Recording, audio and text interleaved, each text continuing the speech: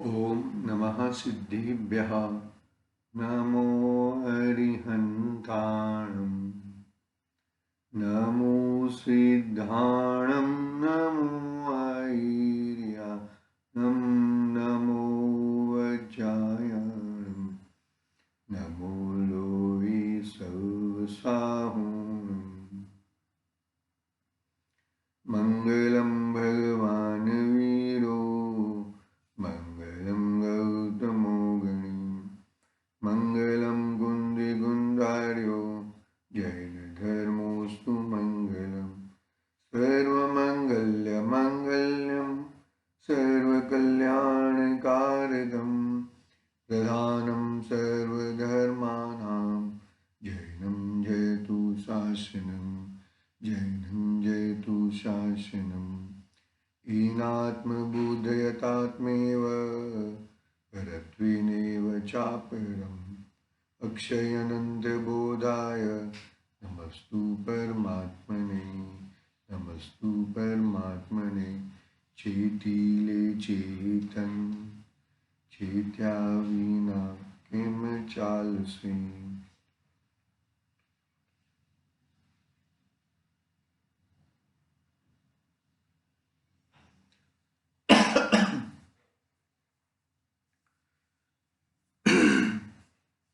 समाधि तंत्र महान समर्थाचार्य देव पूज्यपाद स्वामी का महान ग्रंथ अपने सामने विराजमान है।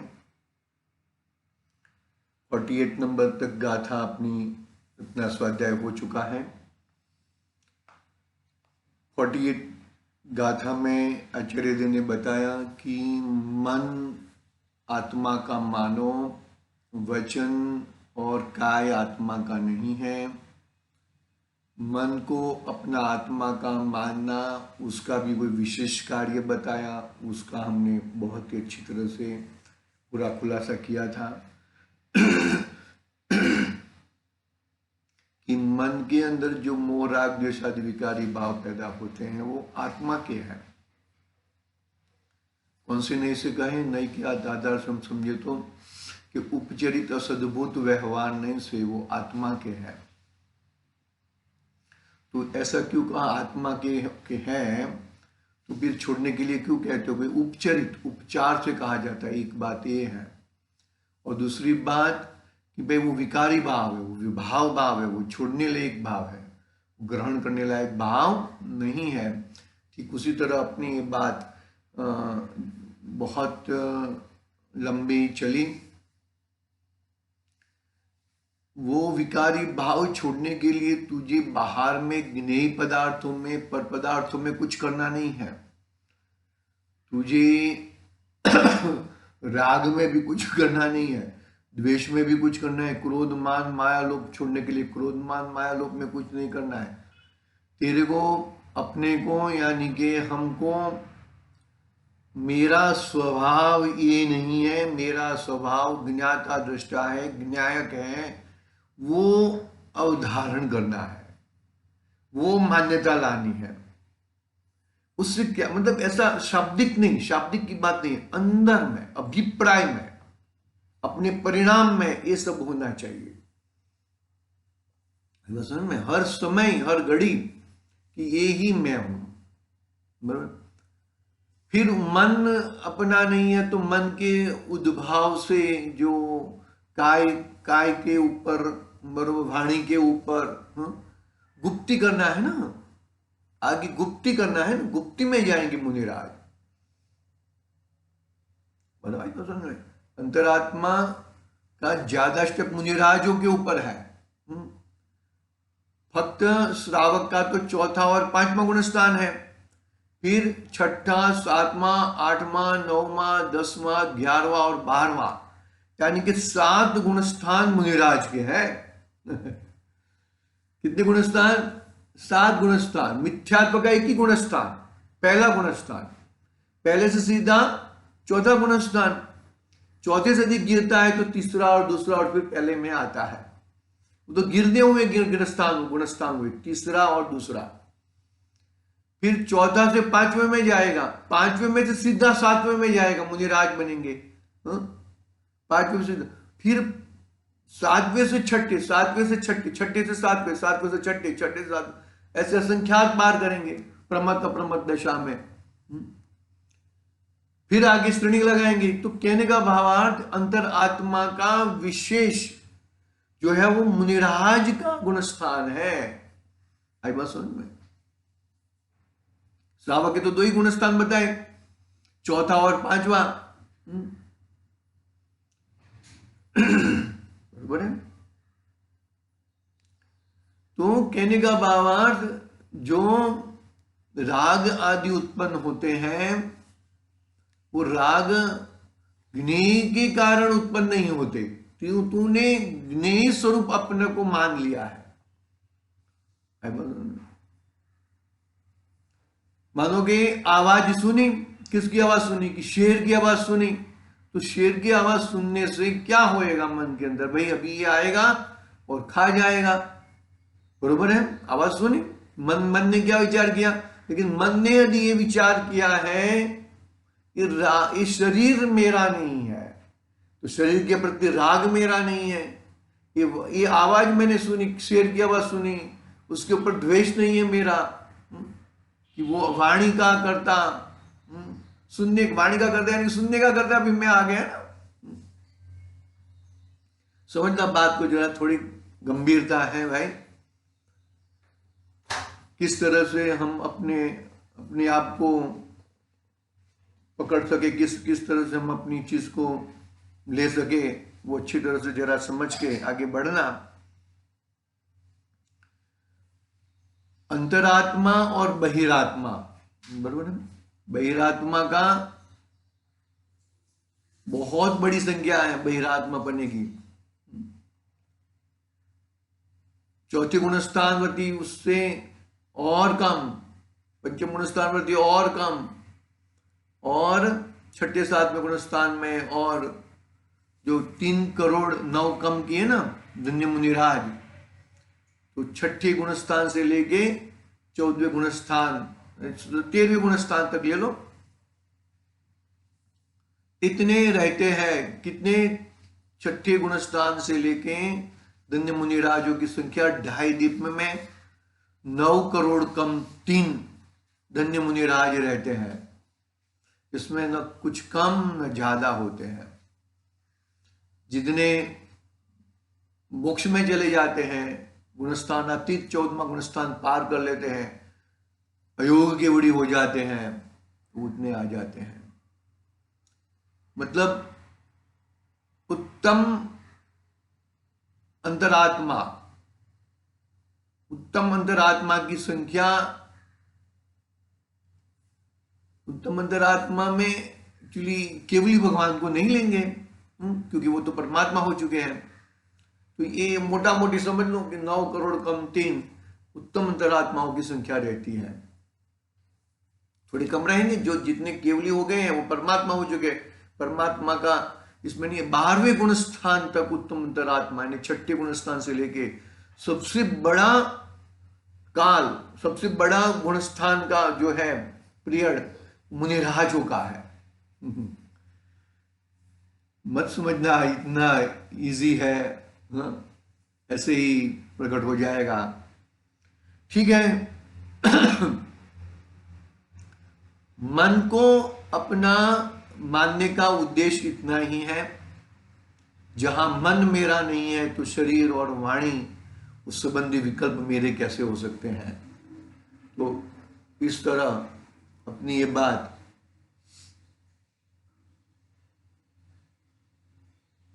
आगे बढ़ती है। देखते हैं 1 मिनट जरा। अभी आगे की बात हम 49 नंबर की गाथा में, श्लोक में आचार्य देव क्या कहना चाहते हैं उसकी बात करेंगे।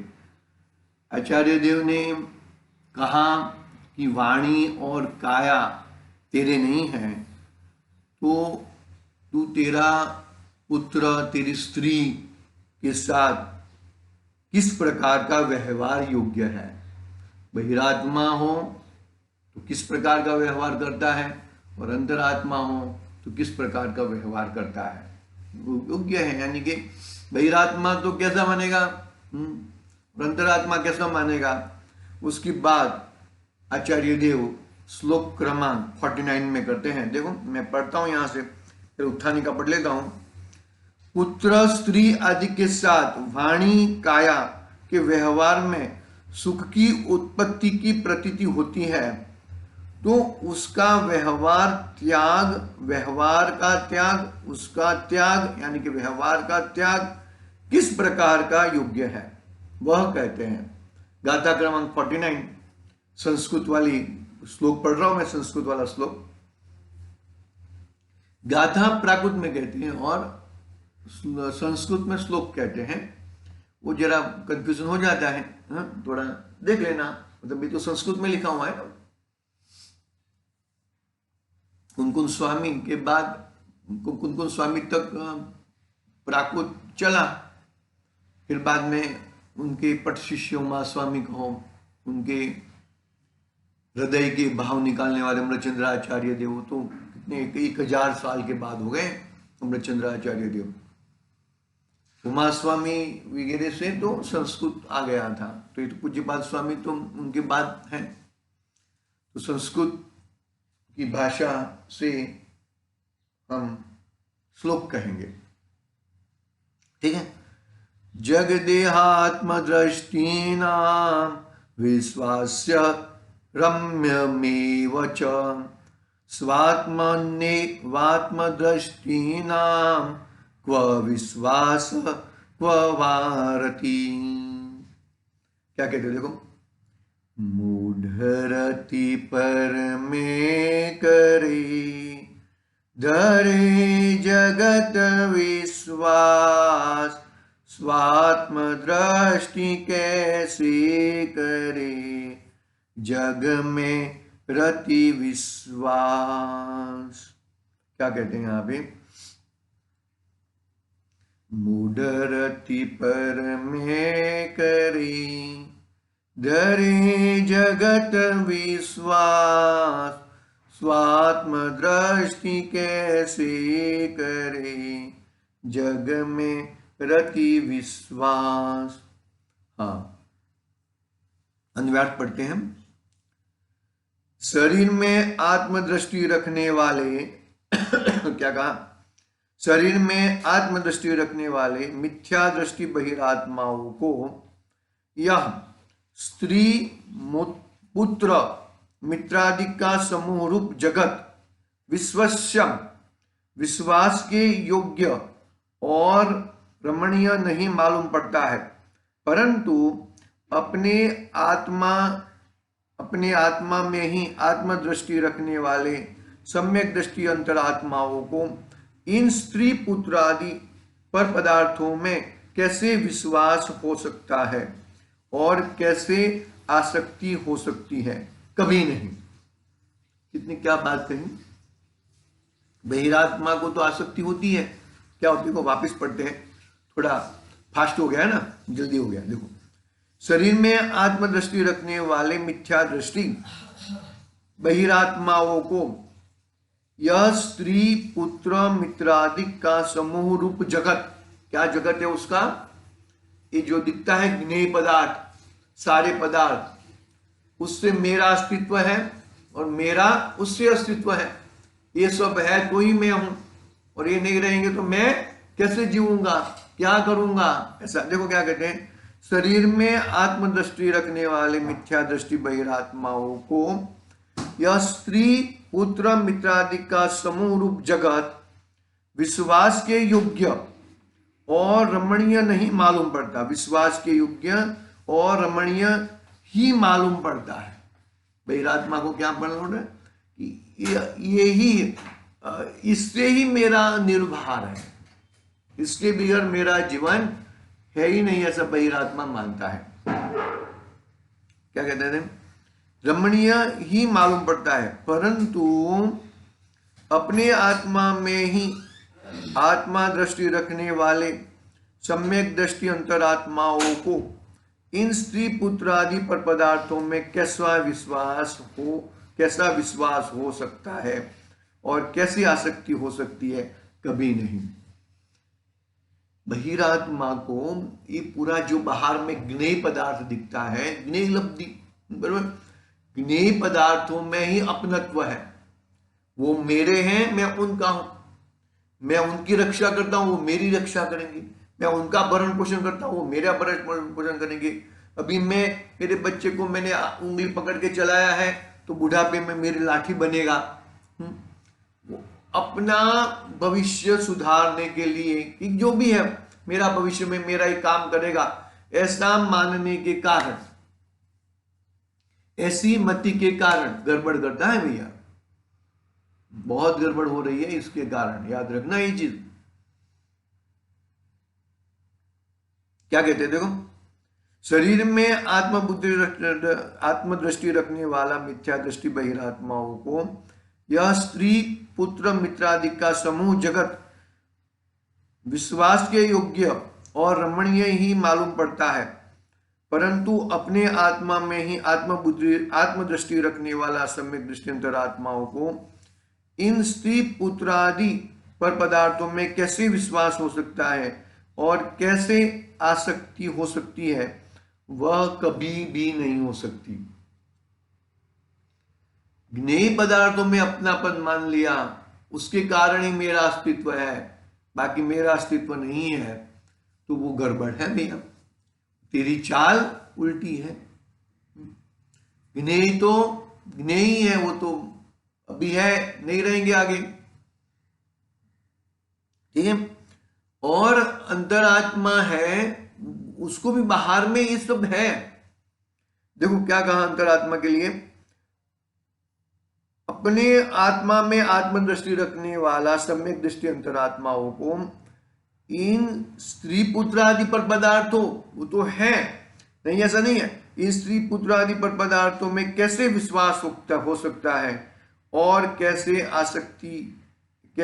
आसक्ति हो सकती है, कभी भी नहीं हो सकती। इन बाह्य पदार्थों में, इन अंतरात्माओं में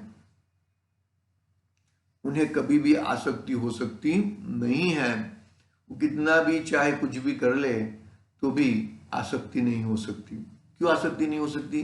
क्योंकि वो मेरे पदार्थ, मेरे ज्ञायक पदार्थ, मेरे अपने पदार्थ से भिन्न पदार्थ है, जुदे पदार्थ है। हा? मेरे ज्ञान में जानने आने वाले योग्य पदार्थ है। हाँ, और ज्ञान का धारी तो मैं हूं, यानी कि मैं तो कौन हूं? आत्म तत्व हूं, जानने देखने वाला तत्व हूं। और बाकी सब जो पदार्थ है वो ज्ञेय पदार्थ है, यानी कि ज्ञेय पदार्थ यानी कि मेरे से भिन्न है। ऐसा अंतरात्मा सोचता है, ऐसे अंतरात्मा विचार करता है, और इस तरह से वो तो ही तो वो सम्यक दृष्टि है। और उसी कारण उसको राग आदि नहीं होते। मोह बुद्धि छूट गई है, दर्शन मोहनीय हट गया है। चारित्र मोहनीय के हिसाब से थोड़ा राग हो तो हो, नहीं हो तो नहीं हो। ऐसा कुछ नहीं है कि चारित्र मोहनीय तो इतना राग तो करना पड़ेगा, ऐसा नहीं है। हो तो हो, राग हो तो हो, नहीं हो तो नहीं हो। जो स्थिति है उस स्थिति के हिसाब से चलेंगे। ऐसा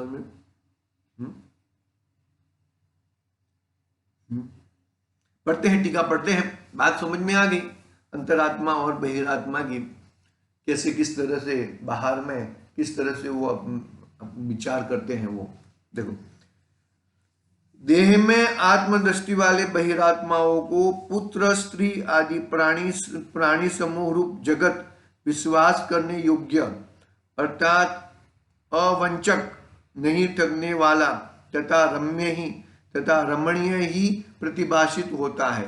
स्वात्मा में ही अर्थात स्वस्वरूप में ही आत्मदृष्टि वाले अंतरात्माओं को विश्वास कहाँ है अथवा रति कहाँ है, उनको पुत्र स्त्री आदि में कहीं भी विश्वास अथवा रति प्रतिभाषित नहीं होती, ऐसा अर्थ है।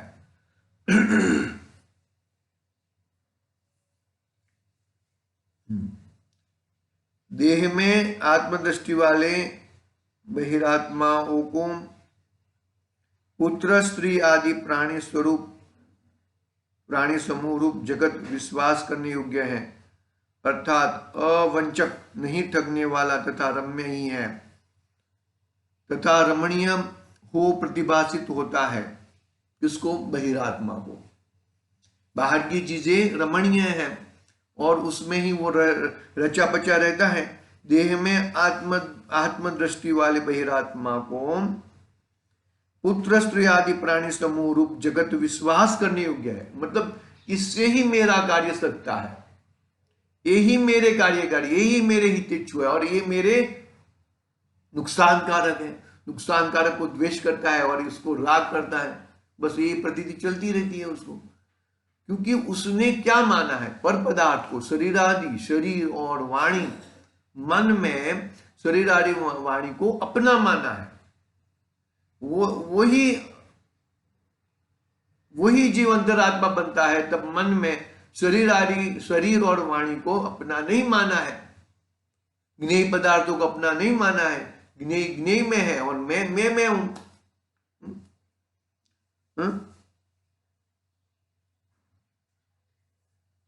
नहीं ठगने वाले तथा रम्य ही है तथा रमणीय प्रतिभाषित होता है। बरोबर है। वो किसको? बहिरात्मा को।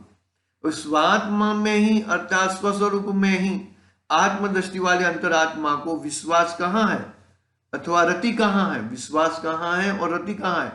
उनको पुत्र स्त्री आदि में कहीं भी विश्वास अथवा रति प्रतिभाषित होती नहीं है, ऐसा अर्थ है। उनको इतना भी रति होती नहीं है। किसमें? पर पदार्थ में भैया। देखेंगे आज की बात यहां तक पूरी की है, टीका पढ़ी है, बात एकदम क्लियर है। बहिरात्मा बाहर के पदार्थों में रति करता है, वो उसको अपना मानता है, उससे ही मेरा जीवन है ऐसा मानता है। वो बहुत बड़ी गड़बड़ करता है और गड़बड़ के कारण वो उसका बहिरात्मा बना निरंतर बना ही रहता है। और अंतरात्मा स्वात्मा में ही, अपना ज्ञायक देव में ही, अपनी वस्तु में ही रुचि करता है और किसी में रुचि करता नहीं है। बाहर में होते हुए भी उनके सामने भिख मांगता नहीं है। भिख नहीं मांगता यानी कि शारीरिक भिख, आई भिख, मुझे रोटी दे दे, मुझे ये दे दे, मुझे फलाना दे दे। है खाता है, नहीं खाता ऐसा नहीं है। खाने का काम तो होता ही है, नहीं होता ऐसा नहीं। खाने की बिगड़ तो वो और आकुलतामय हो जाएगा, लेकिन उससे मेरा जीवन है। नहीं मिला, आगे पीछे मिला, दुबला पतला मिला, कम ज्यादा मिला, तो भी उसको संतुष्टि है। बहिरात्मा को उसकी ऐसी संतुष्टि नहीं है। देखेंगे, हम बात देखेंगे, आज की बात यहां पूरी करते हैं, आगे देखेंगे कल भावार्थ से पढ़ेंगे। आज के लिए ओम नमः सिद्धि व्याह निज निधि निज में बता